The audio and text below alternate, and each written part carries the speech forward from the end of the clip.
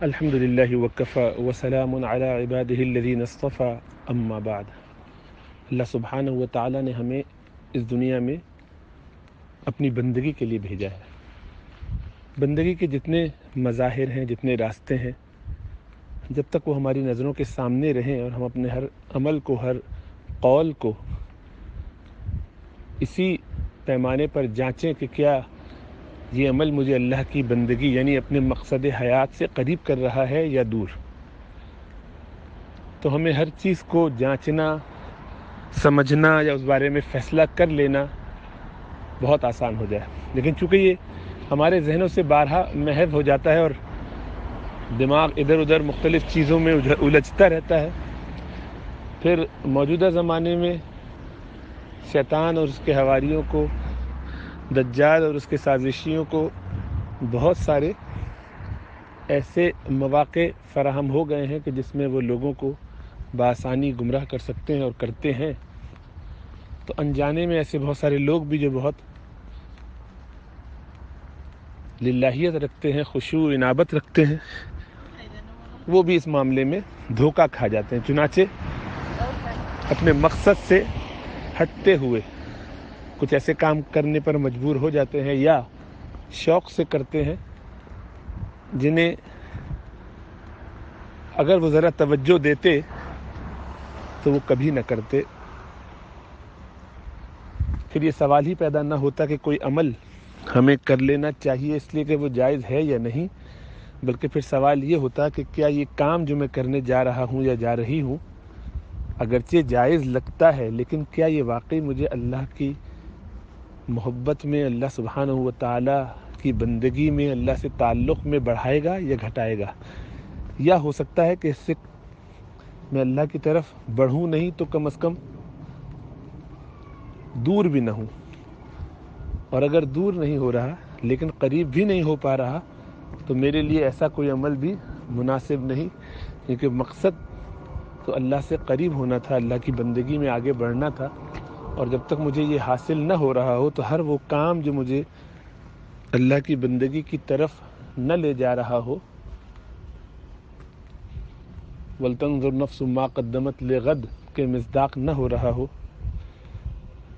عَلِمَتْ نَفْسٌ مَا أَحْضَرَتْ مَا قَدَّمَتْ وَأَخَّرَتْ، ان سب کو سامنے رکھتے ہوئے انسان کے لیے وہ عمل جو بظاہر اس کو جائز بھی لگتا ہو اس سے بھی اجتناب کرنے پر آمادہ کر لیتا۔ لیکن افسوس یہ کہ ہمارا یہ معیار رہا نہیں، چنانچہ ہم اس کو سمجھ نہیں پاتے اور پریشان ہوتے ہیں اور مختلف چیزوں میں اپنے آپ کو الجھاتے ہیں، پھر اس کے بارے میں خود ہی فتویٰ ڈھونڈتے ہیں، مسئلے پوچھتے ہیں، ادھر ادھر آن لائن دیکھتے ہیں، اور جو بات اپنی مرضی کے مطابق لگتی ہے اس کو لے لیتے ہیں اور باقیوں کے اوپر تان کرتے ہیں، قدامت پسندی کی پھپتی کستے ہیں۔ ظاہری بات ہے یہ نفس کی بیماری ہے اور ذہول ہے،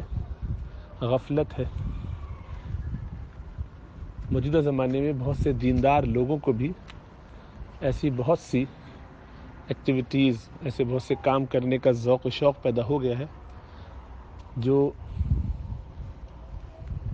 اصلاً ہی جائز نہیں، لیکن اس کے کچھ وقتی فوائد سامنے رکھتے ہوئے، مغربی دنیا سے متاثر ہوتے ہوئے، دجال اور اس کے ایجنڈا سے کسی درجے مروب ہوتے ہوئے، بغیر جانے ہوئے، انجانے میں، اخلاص کے ساتھ ہی صحیح، ہم وہ حماقتیں کر بیٹھتے ہیں اور ہمیں احساس نہیں ہوتا، بلکہ پھر اس کے لیے جواز تلاش کرتے ہیں، بلکہ پھر ایسے لوگوں کو تلاش کرتے ہیں کہ جو اس کا جواز فراہم کریں۔ پہلے تو صرف دنیا داری میں ہی ڈھونڈا کرتے تھے اور جانتے تھے کہ یہ لوگ دین سے دور ہیں اور یہ کہہ رہے ہیں، اب یہ دین کے لبادے میں ایسے لوگ مہیا ہو گئے ہیں، شیطان اور دجال کے حواری بن گئے ہیں کہ جو ہو سکتا ہے کہ بعض اوقات جانتے بوجھتے اور بعض اوقات انجانے میں بھی یہ کام کر رہے ہوں اور انہیں احساس ہی نہ ہو رہا ہو کہ وہ کہاں اپنا اور دوسروں کا نقصان کر کے اپنی آخرت خراب کر رہے ہیں۔ تو جان لینا چاہیے کہ وہ سارے امور جو آج کل لوگوں میں چرچا حاصل کر رہے ہیں، کسی بھی درجے میں پسندیدگی حاصل کر پا رہے ہیں، وہ سارے امور اگر اللہ کی رضا، اللہ کی جنت، اللہ کی محبت، ان کی بندگی کی طرف ہمیں نہ لے جا رہے ہوں تو وہ سارے کے سارے مردود ہونے چاہیے، ناپسندیدہ ہونا چاہیے، بلکہ ان سے بچنا چاہیے اور دوسروں کو بھی بچانا چاہیے۔ ابھی ایک ٹرینڈ کے عورتیں، مثلا لڑکیاں بائک سیکھیں یا وہ باقاعدہ پائلٹ بنے یا اور ایسے کاموں میں لگیں کہ جو شریعت کے دائرے میں رہتے ہوئے بھی وہ اگر کر رہی ہوں تب بھی زیادہ سے زیادہ مباح ہو سکتا ہے، جائز ہو سکتا ہے، اور شریعت کی پابندی ذرا سی بھی نہ ہو تو پھر ناجائز ہو جائے گا۔ تو آپ اندازہ کیجئے کہ بائک پر بیٹھی ہوئی کوئی عورت اگر موجودہ بائک جیسی ہے، اسی کی شکل ہو، تو اس میں تو بے پردگی کا بہت احتمال ہے، اور اگر وہ اپنے ایک ٹرینڈ پہ چل پڑے تو آہستہ آہستہ ہو سکتا ہے کہ ابھی یہ صرف عورتوں ہی کی سواری لیں، بعد میں مردوں کی بھی لینے لگے، یا اور ایسے جتنے بھی کام لوگ کرتے ہیں جس میں وہ پردے کی رعایت نہیں کر سکتے، اختلاط سے بچ نہیں سکتے، محرم نامحرم کا لحاظ نہیں کر سکتے، سفر میں کتنا آگے نکل جائیں کہ جس میں اب اس پر لازم ہو کہ کسی محرم کے بغیر نہ نکلے، تو یہ ساری چیزیں اس کے لیے وبال بنیں گی۔ لیکن اگر مان لیجئے کہ ان میں سے کوئی چیز نہ بھی ہو رہی ہو اور پورے دائرے میں شریعت کے کوئی کام یہ کر رہا ہو، تب بھی سوال یہ کرنا چاہیے کہ کیا اس کے نتیجے میں اللہ کی جنت حاصل کر پاؤں گی؟ کیا مجھے اللہ سبحانہ و تعالیٰ کا قرب، اللہ کی بندگی میں آگے بڑھنے کا موقع ملے گا، یا خطرہ اس کے برعکس ہے؟ کیا میں ایسا ٹرینڈ تو سیٹ کرنے جانے والوں میں نہیں ہوں کہ میرے پیچھے آنے والے اس سے اور آگے بڑھ کے کریں، میں حدود و قیود کے ساتھ ایک کام کروں اور دوسرے اس سے بڑھ کے کرنے لگے، میں ایک ایسی مثال بن جاؤں اپنے خاندان گھر والوں کے لیے کہ لوگ اس کے بعد یہ کام کریں تو ہم نے حدود میں کیا، انہوں نے حدود سے 2 قدم آگے بڑھ کے کیا۔ تو کہیں ایسا تو نہیں کہ میں من سن سنتا سیئتا کی وعید میں آ جاؤں۔ رسول اللہ صلی اللہ علیہ وسلم نے فرمایا کہ جو شخص کوئی برا راستہ، برا طریقہ اختیار کرے اور اس کے بعد اس کے پیچھے وہ چل پڑے، تو جتنے لوگ وہ کام کریں گے اس کا وبال اس پر بھی ہوگا۔ تو اپنے آپ کو اللہ سبحانہ و تعالیٰ کی رضا میں رکھنا چاہیے، اس کی بندگی میں رکھنا چاہیے، ایسے تمام امور سے بچنا چاہیے، اور اس سے بڑھ کر ایک اصول ذہن میں دوسرا بھی رہنا چاہیے، ایک تو یہ کہ اللہ کی رضا کی طرف ہم بڑھ رہے ہیں کہ نہیں، اس کا پتہ کیسے چلے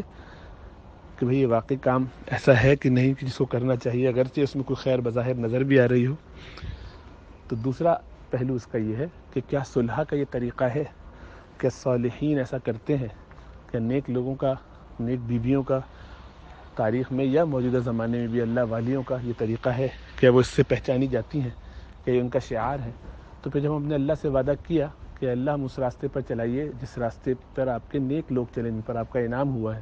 تو منعم علیہ تو وہی ہیں انبیاء، صدیقین، شہداء اور صالحین۔ تو یہ اگر ان میں شامل نہیں ہے اور ایسے لوگ جو ان میں شامل ہیں وہ یہ کام نہیں کر رہے، تو کیا ہمیں اس کام کو کرنا چاہیے؟ ہمیں اس سے بچنا چاہیے۔ اللہ ہمیں سمجھ و شعور عطا فرمائے، توفیق نصیب فرمائے۔